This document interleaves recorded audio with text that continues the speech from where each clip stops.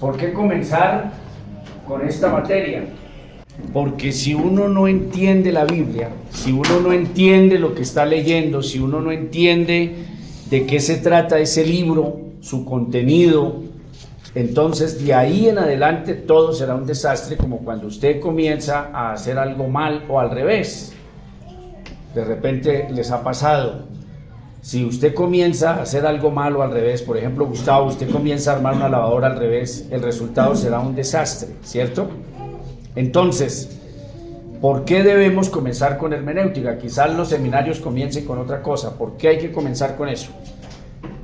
Porque el libro que nos atañe es la Biblia, ¿cierto? El libro que nos atañe a los evangélicos, a los cristianos, es la Biblia. Ese es nuestro libro. Nosotros no tenemos ningún otro libro ni ninguna otra cosa en la que basemos nuestras raíces cristianas. No lo tenemos, ¿cierto? Tenemos absolutamente ¿qué? La Biblia, la palabra del Señor.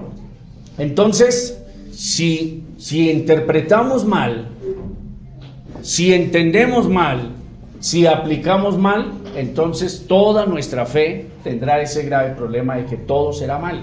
Las tremendas herejías, las horribles herejías que existen hoy en día, como mormones, testigos de Jehová, el evangelio de la prosperidad, los adventistas, y cantidad de herejías que hay hoy en día, es precisamente por el texto con el que vamos a introducir. Vamos a abrir en la segunda carta de Pedro. Antes de entrar en materia, vamos a ir a la segunda carta del apóstol Pedro, desde el verso 14 del capítulo 3. Segunda de Pedro, capítulo 3, verso 14. Entonces, note cómo dice el apóstol. Vamos a prestarle atención a esto.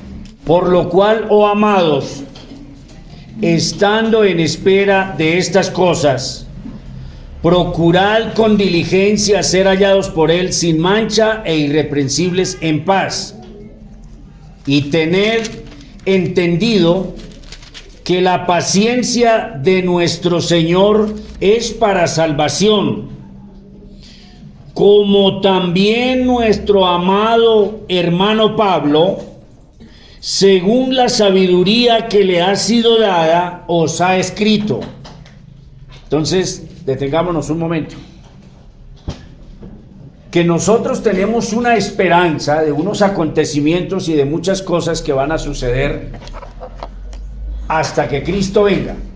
Van a haber acontecimientos, van a haber cosas, la iglesia se va a desarrollar desde el momento de Pentecostés hasta que Cristo venga. Ese será el transcurso del ejercicio de la iglesia sobre esta tierra, ¿cierto? Entonces, la iglesia se funda el día de Pentecostés y comienza la iglesia un trabajo, el desarrollo de un trabajo que es llevar el evangelio a todos los rincones del mundo, ¿cierto? Pero ese evangelio está dentro de un marco de la verdad divina, y ese marco, eso estricto de la verdad de Dios, es absolutamente libro, este libro nada más. De eso nos vamos a encargar, no sé si todo este año o 2 años, pero de eso nos vamos a encargar minuciosamente. Este libro es lo que ustedes tienen que tener en sus manos para ser cristianos, ninguna otra cosa, ni experiencias, ni sueños, ni visiones, ni pálpitos, ni nada, es este libro. Entonces, si aquí están todos los principios de mi fe, si aquí están las bases de mi fe, si aquí están los fundamentos de mi fe, si aquí yo conozco a Dios, si aquí conozco a Cristo, si aquí conozco el mensaje del evangelio, entonces no es por naturaleza que debemos tener claro cómo debemos trabajar con este libro, cómo debemos aplicarlo, cómo debemos leerlo, cómo debemos estudiarlo, porque es todo lo que tenemos. No son múltiples herramientas, es la Biblia, es absolutamente todo lo que tenemos. Entonces, cada vez que nosotros leemos mal, y no solamente leer mal es porque usted solo tiene primaria. Yo primero llegué hasta 4º de primaria, cuando fui viejo, entonces terminé el bachillerato, pero eso es por puro milagro, o sea, entonces, Las personas leen mal porque nos falta estudio. Y un universitario lee mejor porque está adaptado a qué, o está ejercitado entre los textos, entre los libros, y lee mejor. Pero eso no quiere decir que porque una persona es universitaria entonces va a leer bien, hablando de la Biblia. Eso no quiere decir eso. No vayan a pensar ustedes que las personas que han fundado herejías son brutos, son analfabetas. Quizás son personas con estudio, abogados o qué sé yo. Entonces, no vayamos a pensar eso. Tenemos entonces que conocer estrictamente cuáles son esas reglas y esas leyes que vamos a emplear. Ahora sí, vuelvan aquí. Que a Pablo se le ha dado mucha sabiduría y que Pablo ¿a qué? Ha escrito, que Pablo ha escrito. Vuelvo y leo. Y tener entendido que la paciencia de nuestro Señor es para salvación, como también nuestro amado hermano Pablo, según la sabiduría que le ha sido dada, os ha escrito. Casi en todas sus epístolas, hablando en ellas de estas cosas, entre las cuales, cuidado ahí, ¿tienen su Biblia? ¿La trajeron o no? O sea, venir a este seminario sin Biblia sí es un desastre, definitivamente. Sí, es un desastre. Eso es como si uno no digo nada mejor. O sea, venimos es a estudiar la Biblia. Es como si usted se va a hacer un curso de algo, de cocina o de algo y no lleva absolutamente nada. Es decir, aquí vamos a traer la Biblia, ¿listo? Casi en todas sus epístolas, hablando de ello, de estas cosas, entre las cuales, ¿tienen ahí su Biblia? Sí. Entre las cuales, ¿qué? Hay unas difíciles de entender. ¿Entre las cuales qué? Hay unas difíciles de entender. Que en todo el contenido de este libro, que es perspicuo, o sea, claro, transparente este libro, pero que a pesar, por nuestra naturaleza, vamos a encontrar en este libro algunas cosas que difíciles de entender. Difíciles de entender. Lo dice claro. Entonces, ¿le tomamos peso a esto o no? ¿Que sí hay cosas difíciles aquí? Ok. Le tomamos respeto y le tomamos peso a esa palabra de que en la Biblia vamos a encontrar cosas que difíciles de entender. Cuidado. Las cuales los indoctos e inconstantes tuercen. Que cuando las personas se topan de repente con las cosas difíciles, complejas, como es un libro divino, esas personas corren el riesgo de ¿qué? O se corre el peligro de ¿qué? De torcer. Pero hay dos características: indoctos, y hay otra característica. ¿Cuáles?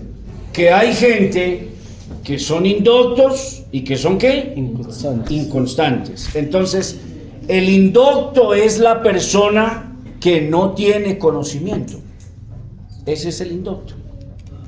Por eso se dice doctor. Nos hemos acostumbrado a decirle doctor al médico, pero es que doctor es el abogado, doctor es el ingeniero, doctores son todos los que son doctos en un área, ¿cierto? El ingeniero civil, el médico, el abogado, el contador público, todas las personas que son doctas en esa materia. Cuando uno es, por ejemplo, vamos a poner una ilustración. ¿Cómo creen que le va a la persona, a una persona que le van a hacer una cirugía, vamos a poner una fácil, de apendicitis? Le van a hacer una cirugía de apendicitis y le dicen a Pedro que si se anima a hacer la cirugía de apendicitis, ¿cómo cree que le va a esa persona si yo no tengo la más mínima idea de medicina? ¿Cómo cree que le va? O sea, se va a morir, ¿cierto? Entonces, indoctos e inconstantes. Y todavía no he introducido nada de hermenéutica. Los voy a convencer de por qué es necesaria la hermenéutica. Para todos los miembros de la iglesia, no para los pastores. Se ha cometido el grave error, nos parecemos a la iglesia católica. ¿Saben que la iglesia católica tiene el clero y la indiada?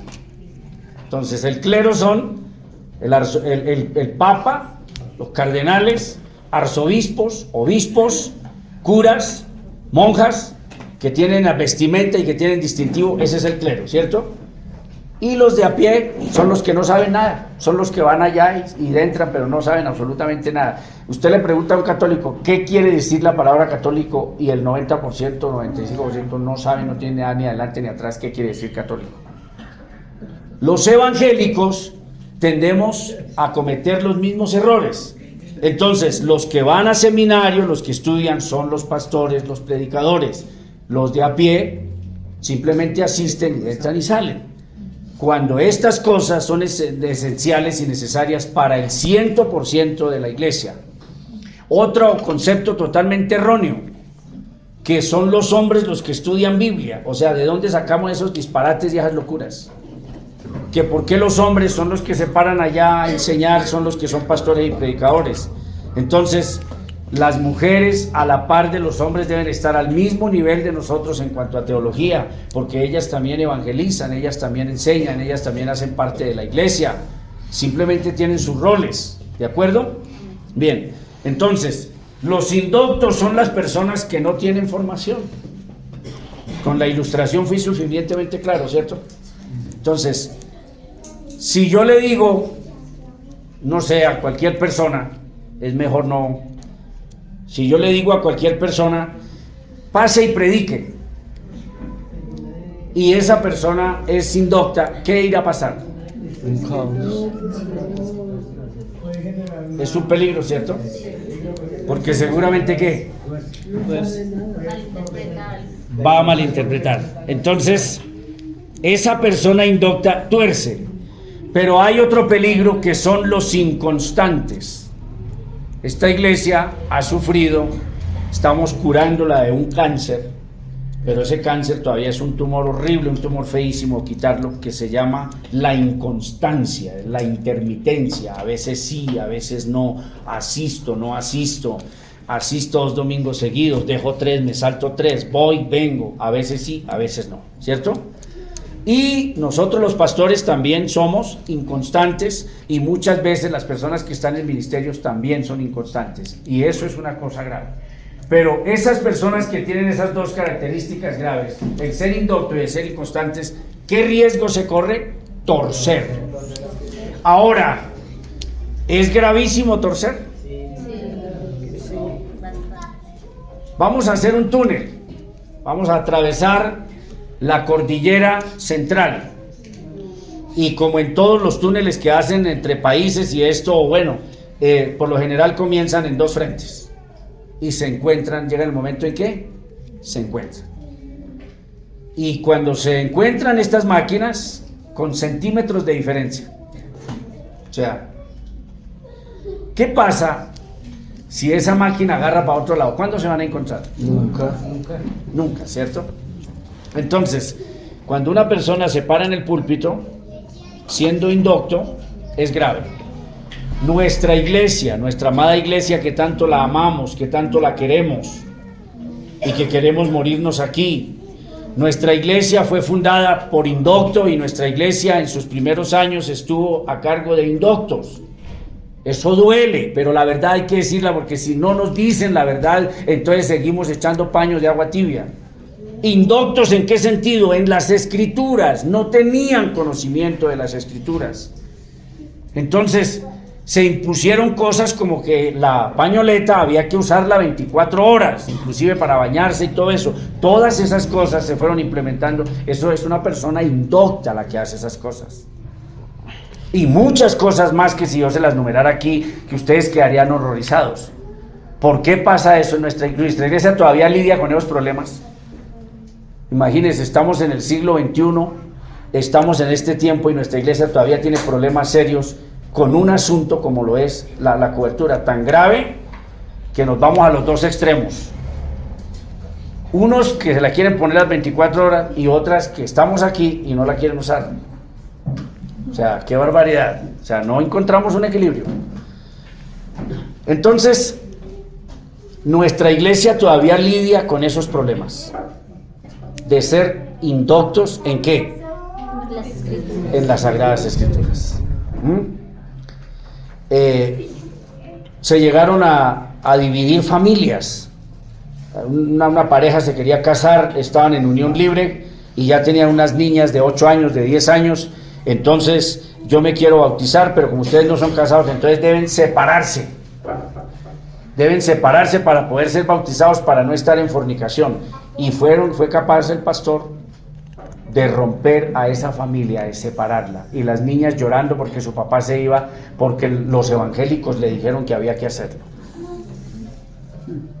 Todo porque no somos doctos en este libro. Entonces, les pregunto, ¿la Biblia me autoriza a hacer este seminario o no? Sí. Porque si la Biblia no autoriza, entonces dejamos así. Rápido, recogemos mesa, recogen todos ustedes rápido, Gustavo se prepara, dirige ya y hacemos el culto común y corriente. Pero ¿autoriza la Biblia a hacerlo o no hacerlo? ¿Para qué? Para que no haya gente indocta parada allá. Porque cuando hay gente indocta parada ahí, es un desastre. Es un desastre. Otros episodios, y ya se me fue media hora. Otros episodios. Que entremos en ayuno y oración, que tenemos que buscar al Señor, y una palabra que me parece muy olímpica, meterse con Dios.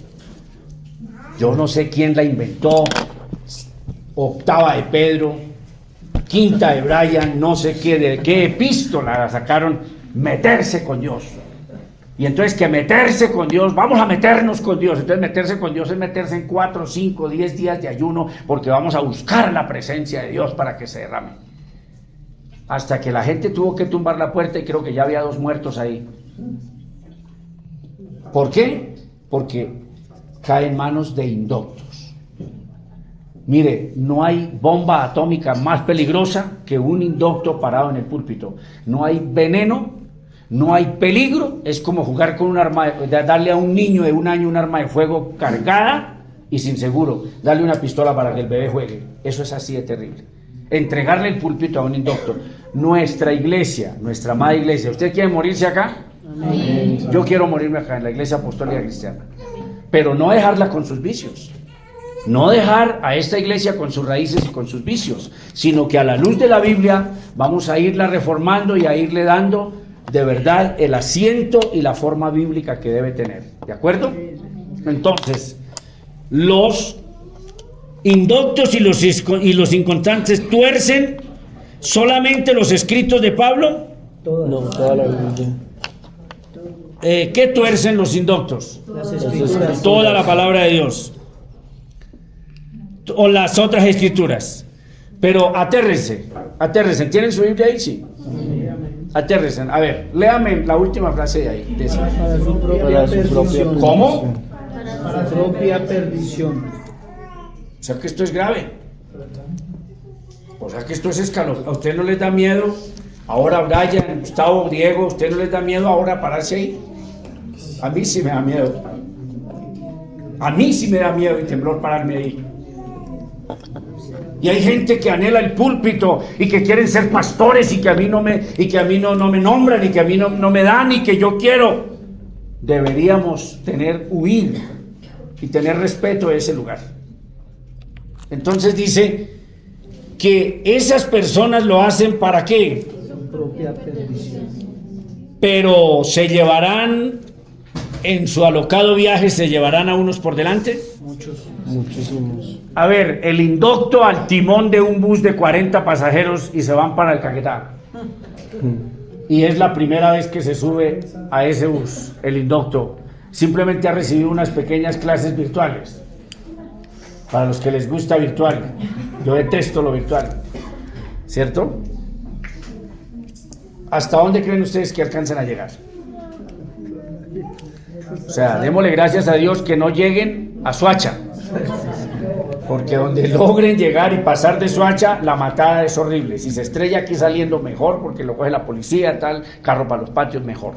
Pero donde logre salir allá, la matada es terrible. Entonces ustedes dirán, pastor, ¿va a predicar o va a dar hermenéutica? Eso decía el profesor mío de teología, que era el pastor Núñez, se le salía al pastor, y él dijo, ustedes se ponen a enseñar y se les sale lo pastor. Cuando a uno se le sale lo pastor, cuando uno ahorita pierde la clase y está predicando hacia. Entonces, para que no suceda esto, mis amores, vamos a estudiar ¿qué cosa? Hermenéutica. Hermenéutica. Entonces, etimología.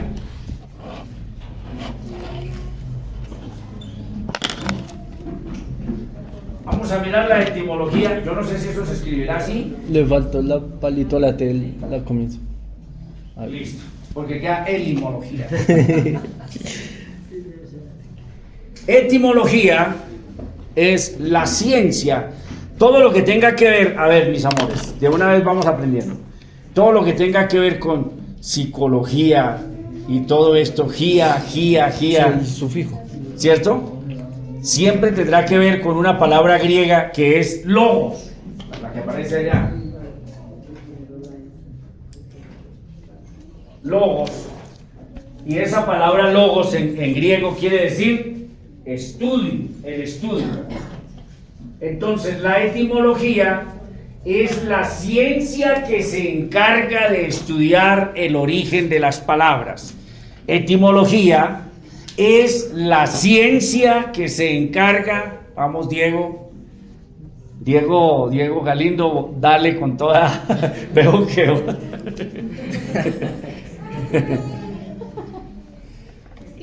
Pregúntele a la hermana Chavita cuando yo llegaba aquí, cuando yo llegaba en el bachillerato, hicimos nocturna, cuando yo llegaba, yo qué sería lo que escribía acá. O sea, un desastre. Claro, porque esos profesores no repetían 2 veces, sino eso fue una mala. Es la ciencia que ¿qué? Que se encarga del estudio de las palabras. Del origen de las palabras. Es la ciencia que se encarga del estudio de ¿qué? De las palabras. La primera Bien. vez que se usó, por ejemplo. Entonces, cuidado con ir a confundirse acá. La palabra tiene un origen pagano, porque es griega. Recuerden que la Biblia del Nuevo Testamento fue escrito ¿en qué? En griego. En griego. ¿El Nuevo Testamento fue escrito qué? En griego. En griego. De manera que hay muchas palabras y está permeado el Nuevo Testamento de la cultura, del idioma, de la etimología y de todas estas cosas griegas. Entonces, los griegos, que eran superolímpicos, tenían en su mitología una cantidad de dioses, un montón de dioses. El papá de los dioses era Zeus. Y de ahí para allá tenían el dios de la media, el dios del calzoncillo, del pan, del asiento, el dios del aire, el dios de la risa, el dios de estar bravos, el dios de todo, ¿cierto? Y para todo tenían un dios, los griegos. Entonces había un dios en su mitología, había un dios que se llamaba Hermes.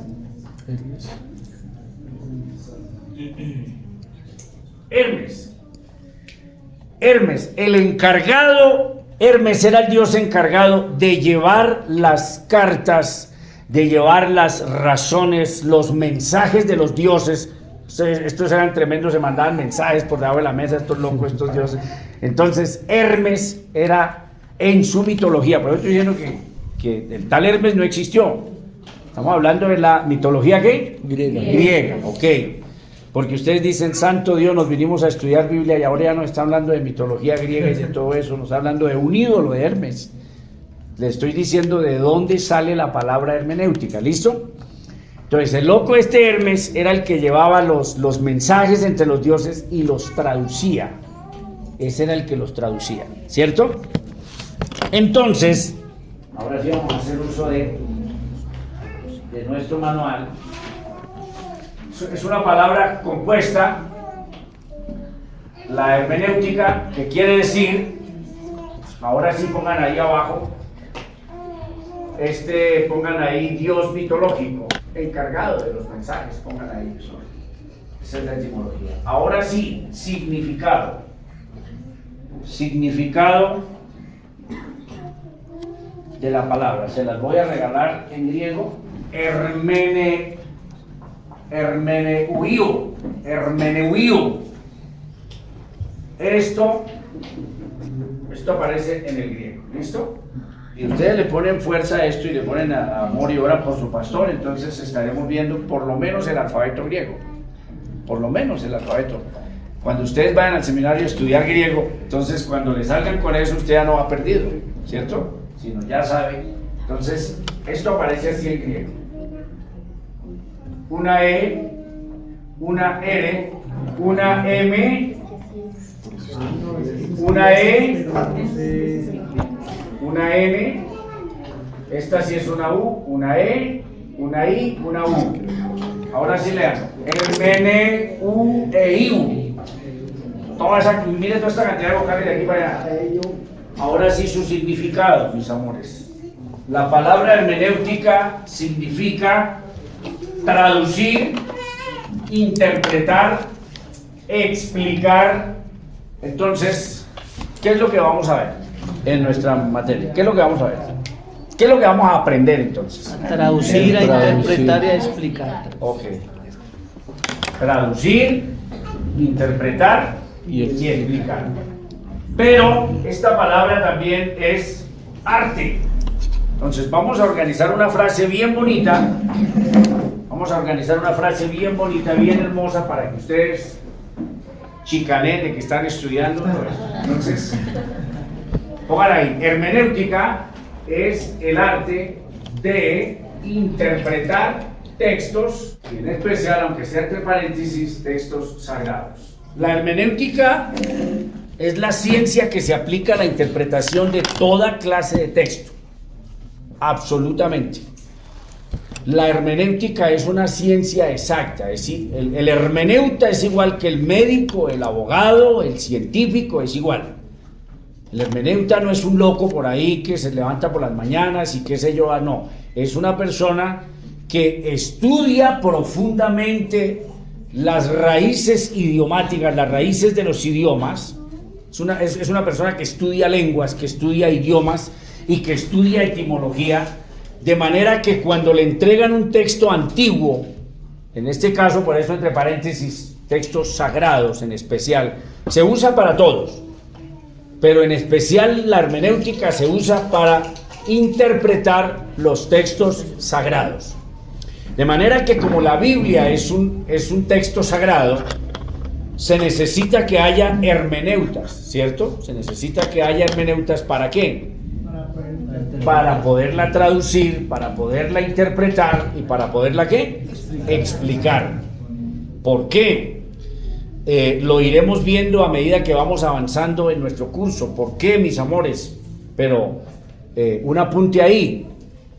Porque si hay una distancia de 100 años, ¿el idioma ha cambiado en 100 años o no cambia en 100 años? Sí. A ver, denme un pequeño ejemplo. Es que, digamos, hay muchas palabras que sí, hoy en día significan cosas distintas. Ajá. Más acá que le decimos, o una palabra la empezamos a utilizar para dar significado a muchas cosas. Totalmente, que sí. inicialmente solo tienen un significado. Correcto. Pastor, hay una palabra que antes se utilizaba para una persona que hacía teatro y era hipócrita. Y hoy en día se le llama hipócrita y entonces la palabra cambia. La palabra hipócrita, que viene de Hipócrates, que viene de esa etimología, es una máscara. Es una máscara. De manera que a la gente que estudiaba teatro en la cultura griega eran hipócritas. Los que se paraban en los teatros a hacer esas escenas de teatro eran hipócritas, porque estaban representando un personaje que no eran ellos y además usaban máscaras y usaban atuendos que no eran ellos. Probablemente salían hombres vestidos de mujer. Eso era un hipócrita porque él no era una mujer, pero estaba interpretando ¿qué? A una mujer, ¿cierto? Ahora la palabra bíblica hipócrita es una persona falsa que en su comportamiento no es lo que es. Aparenta una cosa, pero es otra cosa. Todo eso va tomando fuerza, ¿sí ven? Entonces, las palabras en 100 años cambian. Hay palabras que definitivamente van perdiendo ya su fuerza y se van reemplazando por otras. Hoy en día, por ejemplo, es un desastre el lenguaje. Es un desastre. y lo estamos permitiendo que nuestros hijos y que todo el mundo acaben con el lenguaje, ¿cierto? Ahora es mi perro, sí, mi perrito, y va a ir mi perro. Eso suena grotesco, suena grosero, feísimo. Y nosotros vamos permitiendo, es decir, que si se permite que la palabra perro se le siga empleando al amigo, en 100 años la palabra amigo habrá desaparecido y entonces usted dice, no, es que yo tengo como unos 3 perros y esos 3 perros quiere decir que tengo 3 amigos, porque como es mi perro que es mi amigo, si la palabra amigo comienza a morir y le se emplea por la palabra perro, entonces eso será lo que va a suceder. ¿De acuerdo? Entonces, imagínense en 100 años, imagínense cuánto habrá cambiado el vocabulario en 500 años. Sí, por ejemplo, si el chico le dice hoy en día a la chica, me das un ósculo, le dice que qué está fumando, que qué sustancias está metiendo, ¿cierto? Porque esta palabra hace 500 años, ahora es beso. Hace 500 años era ¿qué? Ósculo. A tal punto que en la Biblia 1909, Reina Valera 1909, aún aparece la palabra ósculo. Y van cambiando. Hace 100 años se decía, es que mi esposa va a parir, es que mi esposa acabó de parir, mi esposa está para parir. Hoy en día, si yo llego a decírselo a alguien, no sé, a la persona, el médico, de repente llega la joven al médico y le dice al médico, es que creo que estoy para parir. Seguramente le va a decir que no sea ordinaria, que no hable así de feo.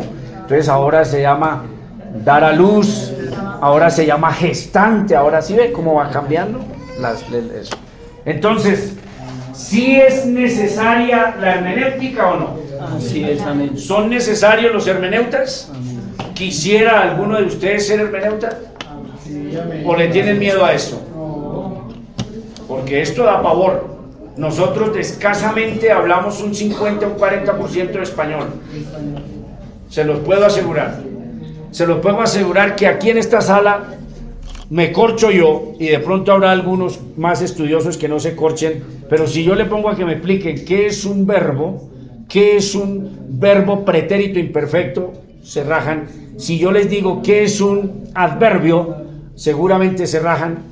Es decir, hablamos pero no sabemos lo que estamos hablando. Es grave, ¿cierto? Entonces, pregunto, si somos indoctos, ¿corremos peligro de aventarnos a enseñar la Biblia? Corremos peligro.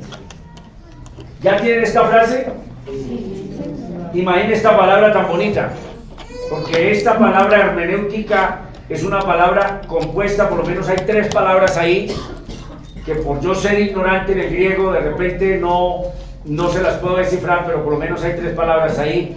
Y cuando sacamos esto y lo ponemos acá, entonces hermenéutica es el arte de interpretar textos sagrados. Y ustedes le ponen ahí bien bonito en mayúscula, en especial nuestra Biblia, en especial nuestra Biblia.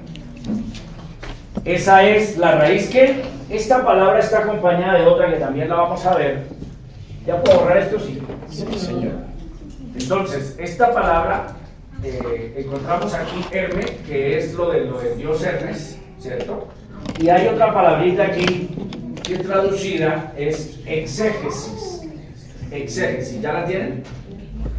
Significa todo esto, explicar, exponer. Yo no sé en español, me voy a estudiar un poquito más, voy a leer más, prometo. De pronto los chinos, ustedes que están recién salidos, cuando se repite esto, cuando se repite este ex. Usted acaba de decirlo, Samuel. Prefijo. Cuando se repite eso, entonces es porque proviene de una misma raíz. Esta raíz ex es extraer o sacar afuera. Exégesis, ¿cierto? Por eso ex marido, ¿por qué? Porque lo sacó. Lo sacó, lo botó, ¿cierto? Y así sucesivamente. Entonces, por eso se dice mi ex. son raíces griegas que quedan fuertes en nuestro español y las decimos todos los días. ¿Por qué es que voy a que me extraigan una muela? ¿Qué es extraerla? Sacarla, ¿cierto? Y así. Expulsar. Expulsar. Lo sacaron del colegio, ¿cierto? A mí me expulsaron. Yo soy expulsado. ¿Qué más? Ayuden, chinos. Ayuden, por favor. Bueno, todas esas que ustedes han dicho. Entonces, cuando está esta palabrita quiere decir que es todo aquello que se saca hacia afuera. Entonces, cuando usted explica la Biblia, lo que hace es sacar todo el contenido que tiene la palabra, el verso, la frase, usted saca hacia afuera y lo exponer. Entonces, cuando una persona está haciendo una exposición, es que sacó de allá y lo arrojó, expuso sobre la Agenda 2030. Entonces Gustavo sacó su investigación y la arrojó a las personas que estaban escuchando, ¿cierto? Entonces, por eso es sacar el texto, sacarlo y echarlo afuera de la misma Biblia para que las personas lo... Esa es la exégesis. La exégesis, ¿dónde está mi manual? No, ustedes ya me lo tenían ahí para hacer trampa. Explicar, exponer, interpretar, dar a conocer. ¿Tienen su Biblia ahí? Sí. Entonces, en Nehemías capítulo 8, encontramos en la Biblia los primeros hermeneutas. 8:8. A ver si la Biblia nos aprueba esto de explicar o no. Y en el discipulado lo vimos, Nelson. O sea, ¿se necesita que nos expliquen o uno lee y entiende de una vez, Nelson? O sea, usted lee y va sobrado o necesita que le explique algo. Se necesita que lo explique, ¿cierto? Y se los comprobé. ¿Para qué maestros? Dice, y él mismo constituyó a unos apóstoles, profetas, evangelistas, pastores y maestros. ¿Para qué maestros si la gente lee y entiende por sí sola? No le hallo yo sentido que haya un maestro para enseñar algo que la gente ya sabe por sí misma. Yo no creo, ¿cierto? Se necesita eso. Entonces mire el 8 que dice: y leían en el libro de la ley de Dios, leían ¿qué? Claramente. Y ponían el sentido de modo que entendiesen la lectura. Note eso tan importante, ¿cierto? Leamos también el 3. Y leyó en el libro delante de la plaza que está delante de la puerta de las aguas, desde el alba hasta el mediodía, en presencia de hombres y mujeres, y todos los que podían entender. Y los oídos de todo el pueblo estaban atentos al libro de la ley, y el escriba Esdras estaba sobre un púlpito de madera que había hecho para ello, y junto a él estaban estos hombres. Estos fueron los primeros hermeneutas. No nos vamos a poner a leer todos esos nombres, ¿no? Esos hombres, ¿qué trabajo hicieron? El trabajo de hermenéutica, que era exponer, explicar, dar a conocer, dar a entender. ¿Listo? Aquí en el Nuevo Testamento interlineal de griego encontramos una palabra muy exacta. 9. Vayan buscando 9. Hechos 9:36. Porque ustedes dirán, ¿será que sí es cierto que esa palabra está en la Biblia? A ver, ¿se le parece, Brian? ¿Se le parece esto a lo que tiene allá escrito? ¿Sí se le parece o no se le parece? Sí. ¿Sí? Sí. ¿Quién está relacionado? Mira, Leidita. Está relacionado. ¿Se le parece o no se le parece? ¿Sí? Bien. Vamos a ver, le demos un vistacito así rápido. A traducir, ¿no? ¿Sí se parece o no? Bien. Entonces este es el Nuevo Testamento griego. Bien, entonces, ¿qué dice Hechos 9:36? Digan ustedes, a ver. Que traducido quiere decir Dorcas. Ah, ok.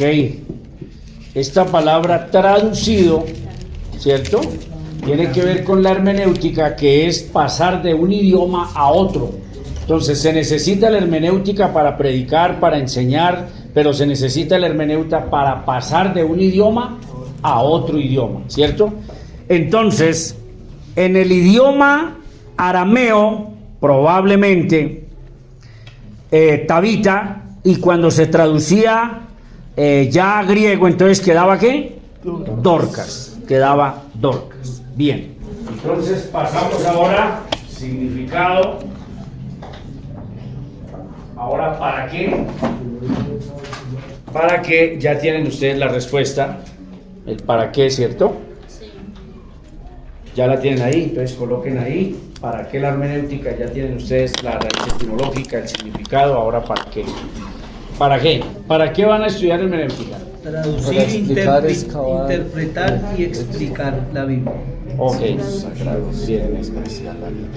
y me van a colocar ahí otro por qué, porque eso es lo que ella es, pero no me respondieron, ¿para qué? Para poder exponer. Para conocer el significado original. Para ser indoctos. Sí, esta. También pueden colocarle aquí el por qué, que fue con lo que comenzamos, que ese no era el comienzo, pero yo comienzo así, o sea, soy terrible. Para comprobarles con la Biblia por qué toca. Entonces listo, si no es el para qué, pues ese para qué sirve también, pero entonces el por qué. Entonces póngase a usted mismo. Para que lleguemos a un pleno conocimiento. Ponga lo que usted quiera, Diego, ahí de usted mismo. Sobre todo coloquen, porque si somos indoctos en las Sagradas Escrituras, las vamos a torcer. ¿Sabe cómo colocaría yo? ¿Para qué? Yo colocaría para no torcer las Escrituras a la hora de enseñar. Para no torcer las Escrituras a la hora de enseñar. Eso colocaría yo. Vamos a agregar algo más. ¿Qué es? Entonces vamos a colocar aquí que hermenéutica es el conjunto de normas y leyes que se deben aplicar a la hora de estudiar la Biblia. ¿Qué es la hermenéutica? Es el Conjunto de normas y leyes que se deben aplicar a la hora de estudiar la Biblia. Todo está bajo una ley. Todo está bajo leyes. No hay absolutamente nada que no esté bajo leyes. No me pueden mostrar ustedes ni lo más mínimo que no esté bajo leyes. Las hormigas están bajo leyes, las abejas están bajo leyes, las aves están bajo leyes, los peces están bajo leyes, los animales de la selva están bajo leyes, todo está bajo leyes. Todo absolutamente está bajo una ley. Y ustedes dirán, no, pero el mundo malo, eso no está bajo leyes. Sí, señor. Hay una pandilla y hay un jefe y el que rompa las leyes lleva el bulto y lo van a matar. Porque todo está bajo leyes. Satanás se rige bajo leyes, todo está bajo leyes. Vayan al rincón que vayan, ustedes van a encontrar leyes. Vayan donde haya indígenas con taparrabo o sin taparrabo, que se han dado cuenta que la ropa es un gasto innecesario. Usted encontrará en esa tribu de indígenas que están en pelotos totalmente o con taparrabo que hay un jefe y que las leyes hay que cumplirlas. De manera que toda ciencia está bajo leyes. Absolutamente toda ciencia está cobijada, está enmarcada bajo unas leyes. Al momento de estudiar la Biblia, al momento de sumergirnos en ella para estudiarla y para exponerla, tenemos que estar sometidos a esas leyes. Esas leyes son universales o son leyes naturales.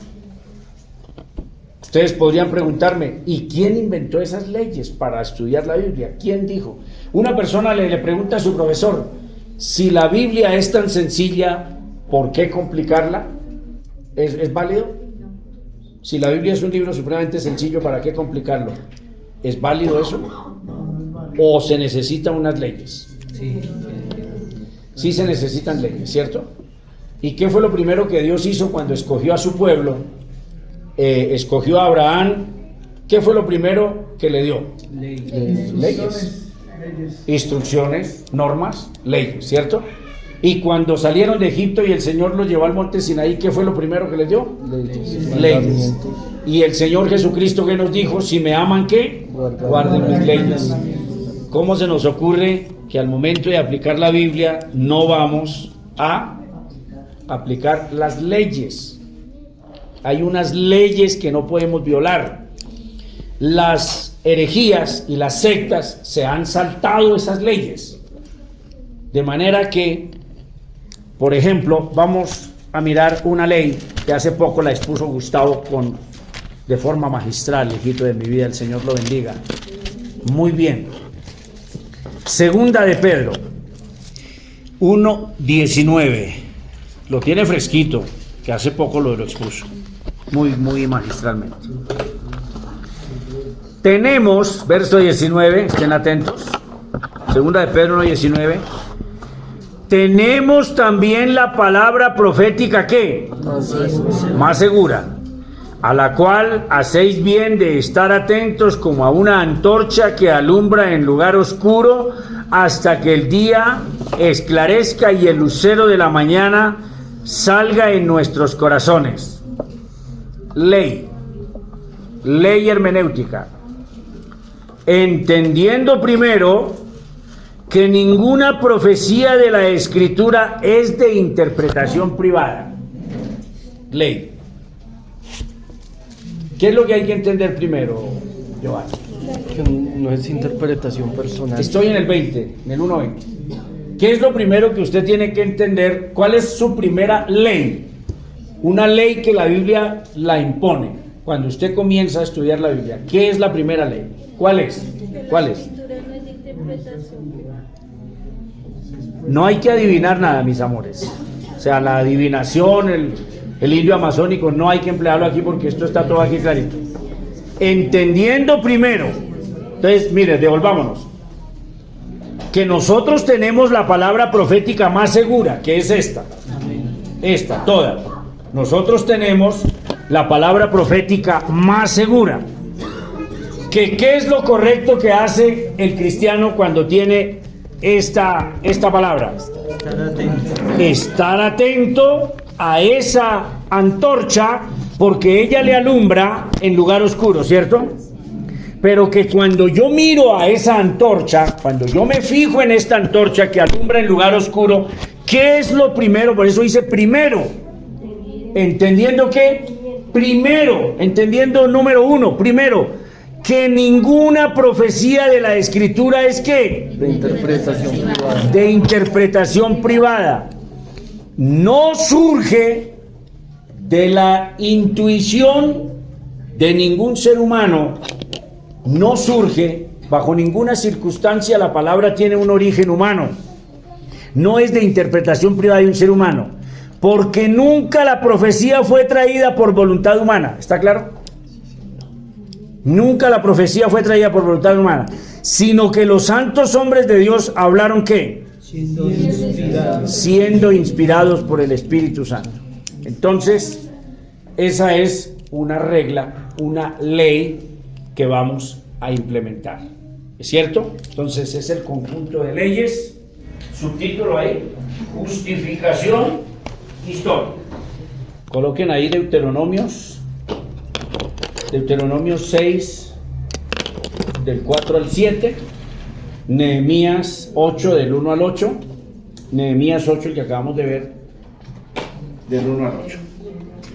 Vamos a hacer otro pequeño análisis. Vamos a Deuteronomios, ¿qué dije? 6. Al 7. Eso, ustedes me ayudan. Vamos a dar la justificación histórica, porque alguien podría decirnos, ¿y ustedes para qué hacen eso? ¿Y usted, pastor, para qué tiene esa gente ahí con esos cuadernos? ¿Para qué? Si eso la palabra del Señor se predica. Me dijo un pastor, me regañó. Se me extravió el sermón. Ya saben la historia mía del sermón extraviado. Sí. Podría ser un buen título para otro sermón, el sermón extraviado. Ese podría ser un buen título para algún sermón, por ejemplo para ti, Gustavo, el sermón extraviado. Sí, y arranca usted a profundizar. Entonces, me correspondía en una convención de pastores predicar en Santa Librada, y resulta que estas Biblias traen estas hojitas así. Entonces había 2 hojas negras seguidas y el sermón quedó en medio de las 2 hojas y yo buscaba y se perdió, se extravió. Pastor Pedro, y entro en pánico y paso al púlpito y el sermón no aparecía por ningún lado. El pastor Oscar, conmovido,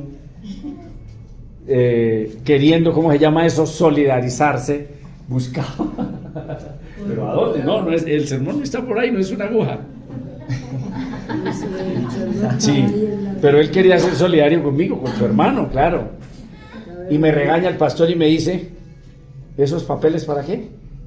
Eso no se usa, uno abre y yo leo lo que ahí dice y yo hablo así. Me pegó una vaciada. Que eso no había que sacar papeles ni esas cosas. Entonces tenemos que tener una justificación bíblica, ¿cierto? Una justificación histórica y bíblica. Histórica y bíblica, pónganle ahí. Justificación histórica y bíblica, agréguele ahí. Vamos a analizar. La primera justificación que encontramos aquí, por ejemplo, en Deuteronomio. Estos pues, presten atención porque ustedes ya han escuchado esta lectura miles de veces, pero seguramente seguiremos sacando gran provecho. Mire la primera justificación que encontramos. Estos pues son los mandamientos, estatutos y decretos que Jehová, vuestro Dios, mandó. Díganlo ustedes. Que os enseñase. ¿Pero qué es enseñar? Transmitir un... A ver, aquí conocimiento. creo que todas las personas aquí han ido a la escuela, ¿o no? Sí. Y te digo, yo iba a hacer daños, me expulsaron y es verdad. Pero yo creo que todos fuimos y todos estuvimos, los que han ido a la universidad. ¿Usted a qué va a la universidad? O sea, fuera de ponerse acá y tener piedras y eso, ¿usted a qué va a la universidad? Diego, Pero por algo. usted está haciendo 10º. ¿Usted a qué va a ese colegio? Primero aprender, segundo a tener pues el cartón que exige todo el mundo, ¿no? Bien, pero principalmente ¿a qué? A aprender. Enseñar. Estos son los mandamientos, estatutos y decretos que Jehová vuestro Dios mandó que ¿qué? Que os enseñase. Que os enseñase. Porque si no le enseñamos a las personas la Biblia, ¿qué van a poner por obra? ¿Por qué se colocaron la cobertura hoy? Porque se les ha enseñado. ¿Por qué qué? Se les ha enseñado. Se les ha enseñado, usted les ha enseñado. Bueno, yo. Yo les he enseñado. Sí. Diga, yo les he enseñado. Porque se ha ¿qué? Enseñado. ¿Por qué José? Bueno, José nunca fue de alcohol, pero Diego de pronto sí. ¿Por qué dejó de consumir alcohol? Porque aprendí que estaba ofendiendo a Dios. Le enseñaron que estaba ofendiendo a Dios, ¿cierto? Y así sucesivamente. ¿Por qué ustedes dejaron de usar leggings apretados y ropa apretada? ¿Por qué? Porque les han ¿qué? Enseñado. Entonces, ¿esto se trata de qué? De enseñar. Para que los pongáis por obra. Dice, para que temas a Jehová tu Dios, guardando todos sus estatutos y sus mandamientos que yo te mando hoy, tu hijo, el hijo de tu hijo y todos los días de tu vida, para que tus días sean prolongados. Oye pues, Israel, cuida de ponerlos por obra, para que te vaya bien en la tierra que fluye leche y miel, y os multipliquéis como te ha dicho Jehová, Dios de tus padres. Oye Israel, Jehová nuestro Dios, Jehová uno es, y lo amarás de todo tu corazón, de toda tu alma y con todas tus fuerzas. Y estas palabras que yo te mando hoy estarán sobre tu corazón, y las repetirás a tus hijos, y hablarás de ellas estando en tu casa y andando por el camino y al acostarte cuando te levantes, y las atarás como una señal en tu mano y estarán como frontales entre tus ojos. Cuidado al 9. ¿Sabe qué dice la alta crítica? La alta crítica dice que la Biblia es un mito y que cuando el tiempo de Moisés la gente eran eran nómadas por ahí cavernícolas, eran nómadas brutos cavernícolas que estaban descubriendo cosas, el fuego y no sé qué. Todo esto de la estupidez de la evolución ya se ha comprobado, la arqueología, la ciencia de la arqueología ya comprobó que en el tiempo de Moisés había eruditos, se escribía, se leía y había ya científicos y gente supremamente preparada, sobre todo en Egipto. Eso es una estupidez decir que había por ahí gente en las cavernas y que tratando de explorar el mundo y de saber para qué servía esto. No, eso es falso. Cuando el Señor creó al hombre, lo creó con inteligencia y con capacidad. Y el hombre ha venido haciendo cosas extraordinarias desde sus mismos inicios hasta hoy, ¿cierto? Y las escribirás en los postes de tu casa y en tus ¿qué? Y en tus puertas. Entonces, para que no me dé la esta de predicar, entonces vayan rápido a Nehemías otra vez. Nehemías 8. Ya lo conocen de memoria, pero nunca sobra. Y se juntó todo el pueblo como un solo hombre en la plaza que está delante de la puerta de las aguas, y dijeron a Esdras el escriba que trajese el libro de la ley de Moisés, el cual Jehová había dado a Israel. Y el sacerdote Esdras trajo el libro delante de la congregación, así de hombres como de mujeres y de todos los que podían entender, el primer día del 7º mes, y leyó el libro delante de la plaza que está delante de la puerta de las aguas, desde el alba hasta el mediodía. Para los que dicen que un culto de 3 horas es demasiado largo, que larguísimo. Y aquí dice desde las 6 de la mañana hasta las 12 del día, 6 horas de pura predicación, en presencia de hombres y mujeres y de todos los que podían entender, y los oídos de todo el pueblo estaban atentos al libro de la ley. Bien, y puso el púlpito, ¿cierto? Y volvemos a leer otra vez el 8. Y leían en el libro de la ley de Dios claramente, y ponían el sentido de modo que que se entendiese la lectura, ¿cierto? Ahora corran a San Mateo capítulo 5. Estamos mirando la justificación histórica y bíblica, correcto. El 1 del 5. Viendo la multitud, San Mateo 5:1, viendo la multitud, subió al monte y sentándose vinieron a él sus discípulos, y abriendo su boca, ¿qué hacía? Les enseñaba. O sea, ¿esto es de enseñar? Esto es de enseñar. Vayan al capítulo 7 de San Mateo.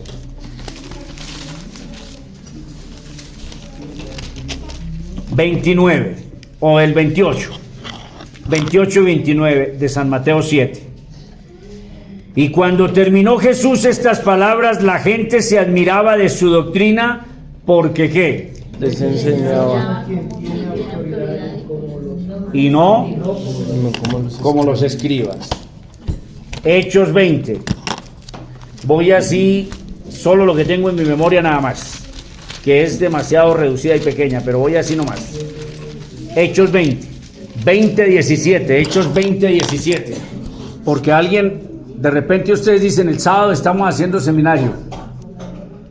¿Y para qué hacen eso? ¿Para qué pierden el tiempo en eso? Entonces estamos dando la justificación que los mandamientos del Señor había que enseñarlos. Verso 17.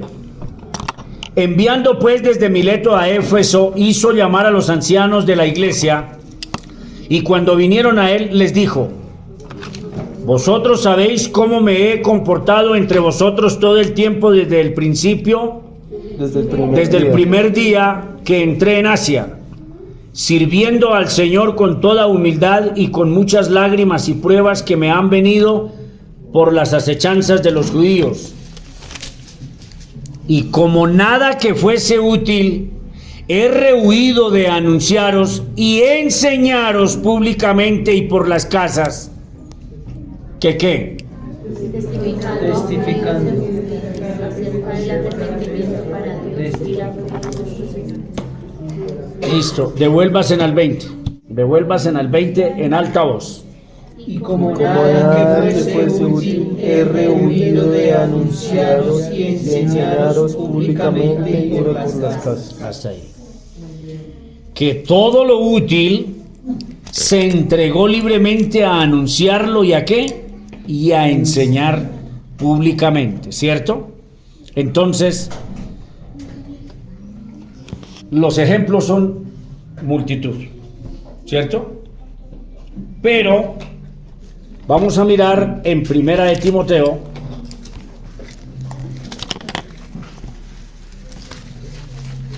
Ahorita ofrendamos, ¿se acuerdan de ofrendar? Para comprar un bombillo para que no nos vuelva locos esta intermitencia. Primera de Timoteo 3, ¿ya lo tienen? Dice así: cuando vayan a nombrar un pastor en vuestras iglesias, 3.1, cuando vayan a nombrar un pastor en vuestras iglesias, entraos en ayunos, y el Señor mostrará en sueños y en visiones cuál es el escogido de entre vosotros. ¿Sí dice así o no dice así? No dice así. Esto es grave, esto es un problema gravísimo. Sí. Cuando vayáis a nombrar un pastor, entraos en ayunos para que el Señor os revele en sueños y en visiones cuál sea el escogido entre vosotros. ¿Dice así o no dice así? Bueno. Entonces, que cuando en la iglesia se vaya a nombrar un pastor, esta iglesia nombró pastores por medio de sueños.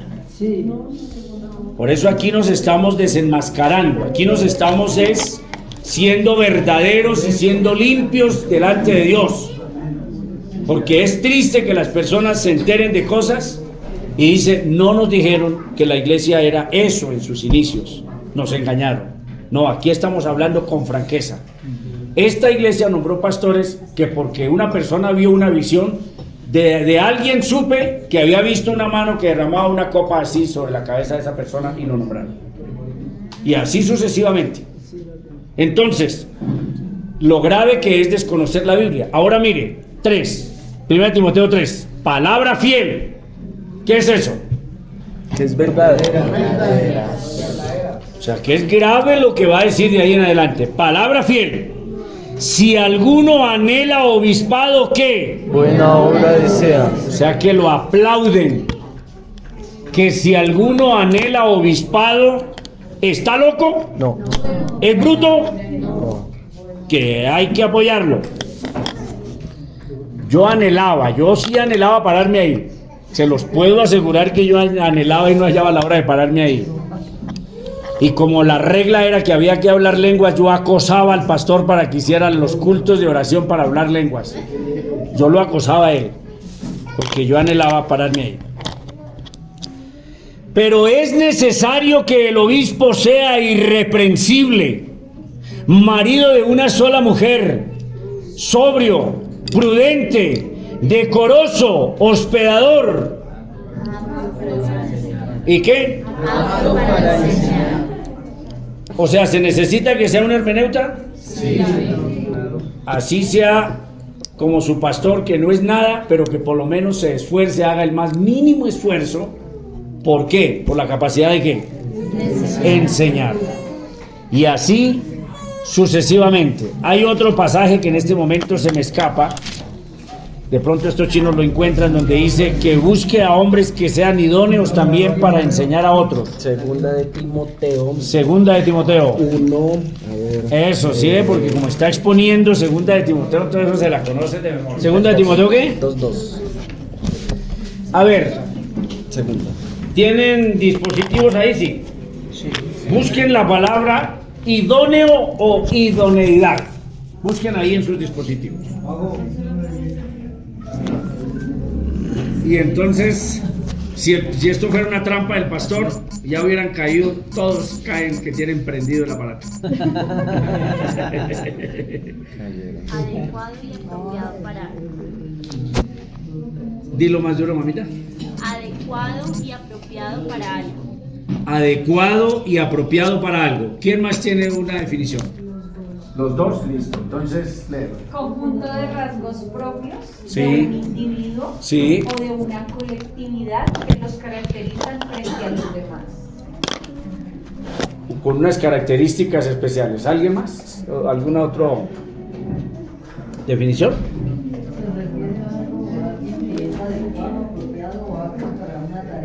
Ok, bien. Entonces vamos a 2.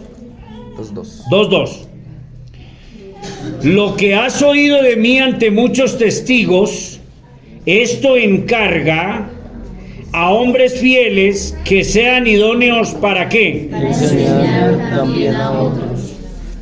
¿Suficiente? ¿Anotaron las citas? Sí. ¿Tenemos una justificación histórica? Sí. Bien. Segundo, nos queda todavía un ratico. Subtítulo. Signo de pregunta. ¿Por qué estudiar? A ver, mis amores, díganme a ver, ¿por qué estudiar la Biblia? A ver, ustedes, ¿por qué creen que debemos estudiar la Biblia? Porque es la base de nuestra iglesia, de nosotros. Para enseñar. Para no dejarnos engañar. ¿Para qué más? Que es la antorcha que nos Dársela a lleva conocer a otras personas. ¿Qué más? porque Para conocer a Dios. Beatricita, ahí sí, ya no presenta examen. es la Para esencia de conocer a nuestra fe. Entonces, tenemos suficientes razones. Escriban por lo menos 3. Escriban por lo menos 3 ustedes. Ustedes mismos. A ver, alguien léame uno de los que escribió. Alguien léame una razón. Para ser apto, para estudiar, para enseñar.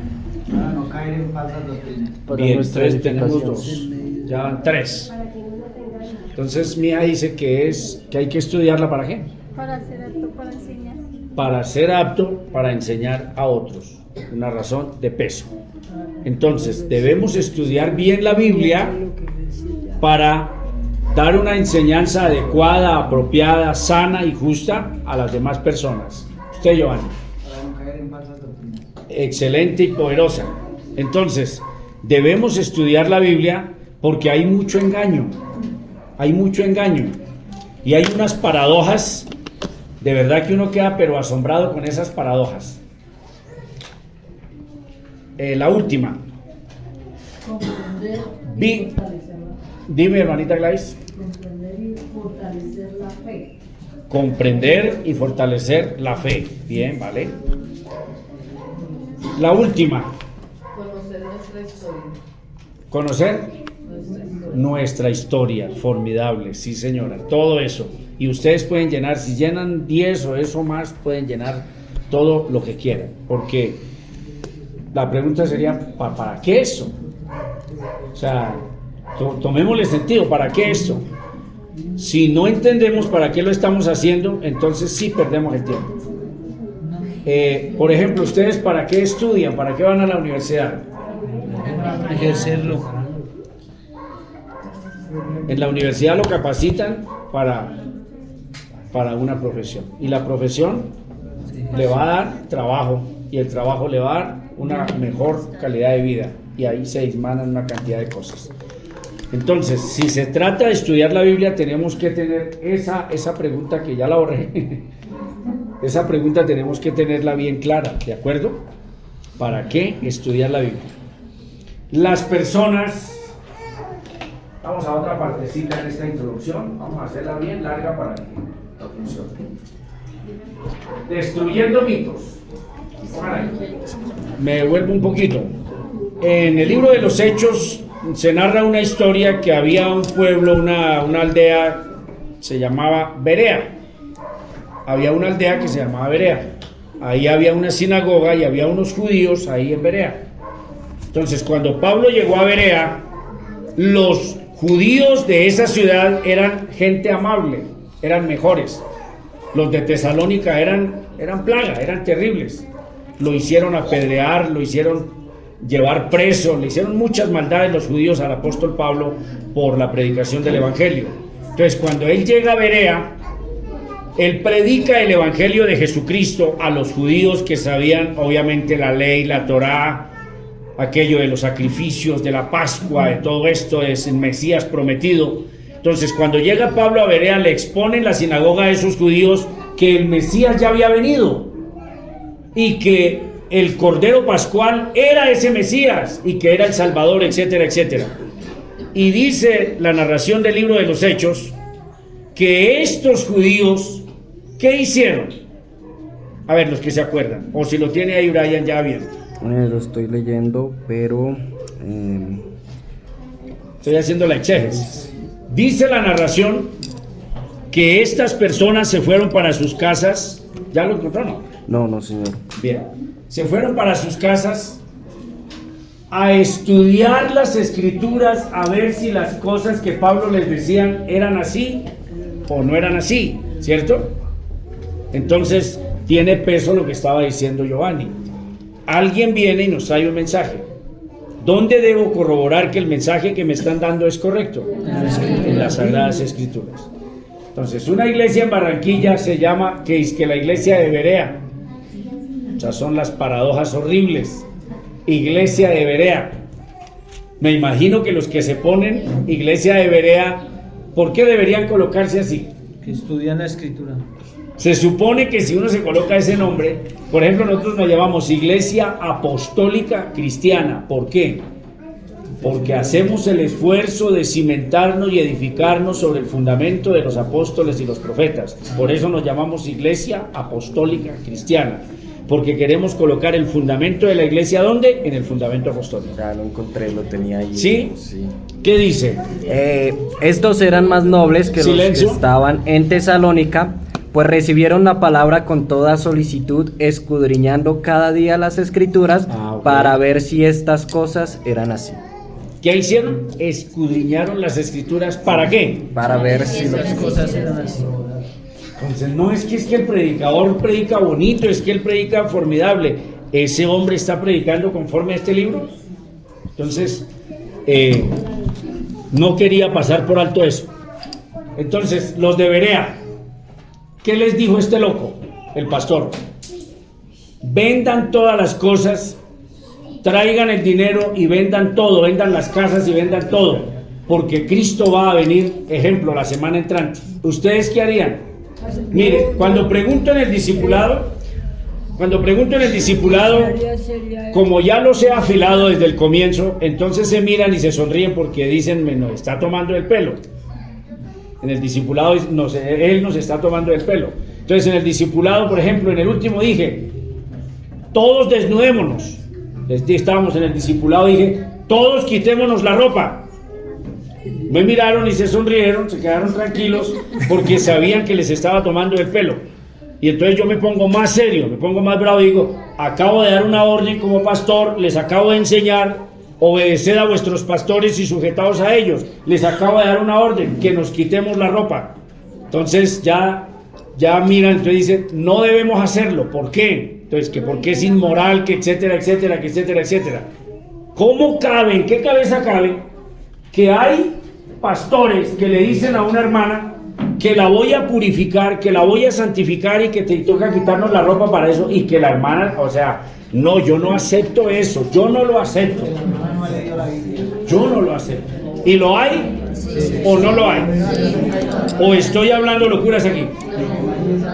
Entonces yo fracaso en el intento. ¿Por qué? Porque como están tan afilados desde el comienzo, dicen, este hombre no nos va a mandar a quitar la ropa de serio, no. Y entonces, por más que me puse bravo y serio, entonces ya se ponen serios y dicen, no debemos hacerlo. O sea, ¿cómo es posible que una persona caiga tan bajo? Que le digan, quítese la ropa porque voy a santificar, y la persona haga caso. Venda su casa, José, y tráigame su dinero y usted se vaya a venderla. O sea, ¿cómo es posible que la gente caiga en una idiotez tan baja, tan infame? Yo no lo puedo creer, ¿cierto? Pero dijo Giovanni, ¿por qué acceden las personas a esas cosas? Porque no hay un conocimiento bíblico.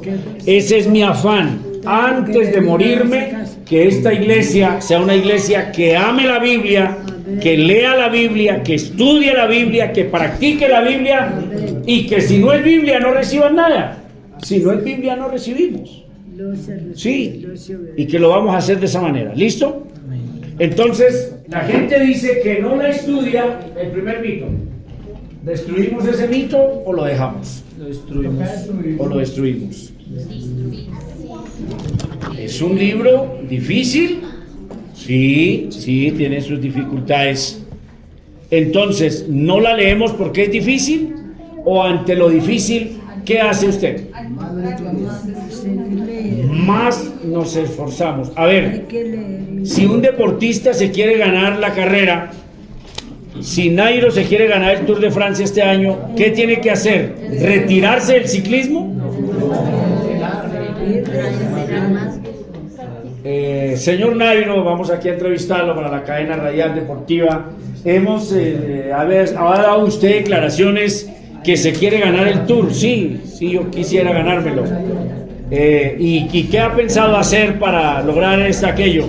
No, pues como es tan difícil, he pensado retirarme. O sea, ¿tiene sentido? No tiene sentido. Entonces, si la Biblia es difícil, ¿qué tenemos que hacer? Estudiarla y estudiarla y estudiarla y estudiarla. Yo no sé qué dirá el pensamiento. La Biblia es tan difícil de entender que solo los teólogos con mucho conocimiento y preparación técnica pueden manejarla. Si podemos leer el periódico, podemos leer la Biblia. Hay conceptos y términos más complicados que se expresan en la primera página del periódico que las que se expresan en las preciosas páginas de la Biblia. Mire, si ustedes se atreven a ir a la universidad a estudiar medicina, leyes y todo lo que estén estudiando, o se atreven, por ejemplo, usted a desbaratar una lavadora, Gustavo, eso es atreverse. Sí. Sin ser usted un ingeniero, se atreve a desbaratarla y arreglarla. Y las personas que van a la universidad, que son cosas terribles, si ustedes tienen la osadía de enfrentarse a eso, ¿cómo es posible que digamos que este libro es tan difícil que lo más correcto es no leerlo? Entonces, todo lo contrario, tenemos es que ¿qué? Leerlo y leerlo y leerlo más. Siempre leerlo. Todo estudio tiene un principio fundamental que es la lectura. Todo estudio. El principio fundamental es ¿qué? La lectura. Por ahí comienza todo. Entonces, vamos a comenzar a leerlo. Si no se comprometen, vamos a ser honestos delante de Dios, no conmigo, delante de Dios. Si las personas que ya están aquí y que van a seguir viniendo los sábados para seguir disfrutando de este estudio, si no hacen este compromiso de comenzar a leer la Biblia hoy, lo mejor le aconsejo que se retire de este curso. Va a comenzar usted a leerla. Va a comenzar a leerla. Porque lo difícil se enfrenta, como dijo Marcelita, con más ánimo y con más determinación nos enfrentamos a eso que es difícil. Entonces, si volvemos a la ilustración de la carrera, si él se lo quiere ganar, entonces ¿qué es lo que va a hacer? Levantarse más temprano y entrenar más horas y entrenar y entrenar. Si este libro es difícil, entonces nos vamos a enfrentar a esa dificultad para disfrutar de él. Vamos a escoger un pasaje. De una vez vamos a aventarnos a esto. Libro del profeta Ezequiel, para todos. Entonces ponga ahí con mayúsculas y resaltado, tarea para el próximo sábado. Ponga ahí, tarea para el próximo sábado. Entonces vamos a enfrentarnos a la primera dificultad, pero la hacen con honestidad. Y se me olvidó decirles, aquí también hay reglas. Si ustedes van a la internet y van a los comentarios de MacArthur y van a los comentarios de R.C. Sproul, ustedes son deshonestos delante de Dios. Esos comentarios, por ejemplo, Beatricita tiene la Biblia comentada de MacArthur. Si ella es honesta, no lo mirará en esa Biblia porque tendrá la tentación de irse a mirar aquí abajo. Por ejemplo, mire, yo tengo la MacArthur. Entonces tengo la tentación de ¿qué? De ponerme a leer aquí. Entonces, ustedes van a ser honestos con Dios y con ustedes mismos. Si ustedes van a buscar en la internet, no sé, el comentario de Matthew Henry, entonces no lo hagamos, porque vamos a ser deshonestos. Y mire, no hay miseria más grande que ganar puntos con el trabajo de otro. Eso es una miseria, eso es una vergüenza, una cosa odiosa. ganar usted el examen y le dan el diploma y pasa adelante y se toma las fotos con el rector y con la familia y con la cosita esa, ¿cómo se llama? La toga y todo eso, y resulta que usted pasó, se ganó ese diploma, se lo ganó con el trabajo de otro copiando exámenes. Vengan acá todavía, no hemos terminado. Eso es ser deshonesto, ser perverso. Entonces, no van a usar ningún comentario de ninguna índole, no van a buscar en internet nada, sino solamente hablen su Reina Valera y ustedes leen del 4 al 14 ¿Qué capítulo? del capítulo 1 del profeta Ezequiel. Mejor dicho, léanse del 4 todo el capítulo. Sí, todo el capítulo de Ezequiel, pero comienzan con el 4. O sea, capítulo 4. No, el versículo. Ezequiel 1 y comienzan a estudiar desde el verso 4, me disculpan, sí. Y leen todo el capítulo. Todo el capítulo. Entonces, atención. Lo leen 10 veces. Va anotando. Lo leen 10 veces. 10 veces. Después de las 10 veces de haberlo leído, entonces comienza a hacer sus apuntes. ¿Qué entendió?